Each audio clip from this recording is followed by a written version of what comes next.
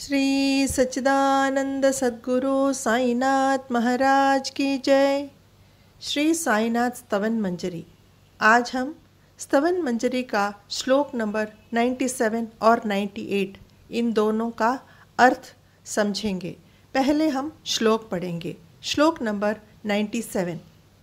ऐसे संत तुम ही सुखदाता, तुम ही पिता हो, तुम ही माता।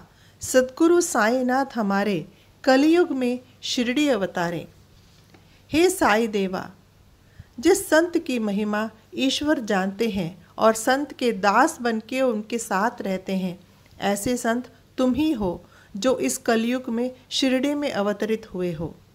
तुम ही भक्तों के पिता हो, तुम ही भक्तों के माता भी हो।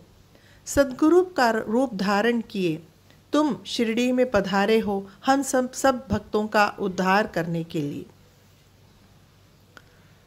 श्लोक नंबर 98। लीला तिहारी नाथ महान, जन जन नहीं पाए पहचान।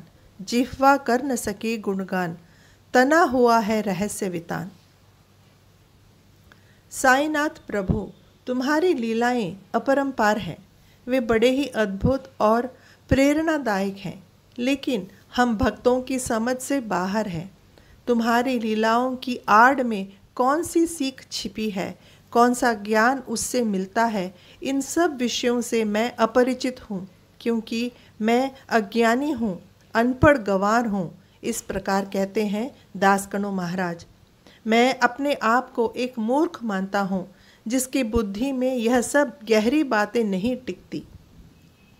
तुम्हारी लीलाओं को न सिर्फ मैं बल्कि सारा जन समुदाय भी पहचानने में असफल है। मेरा जो जिह्वा है तुम्हारा गुणगान करने में भी असमर्थ है। मेरी जिह्वा तुम्हारी लीलाओं का वर्णन नहीं कर पाती, क्योंकि उसमें गूढ़ रहस्य छिपा है। तुम्हारी लीलाएं मानो ऐसा है, तुम्हारी उसमें जो छिपी है रहस्य लीलाओं में, वो ऐसे है जैसे कि वृक्ष का तना जो बहुत ही विस्तार है।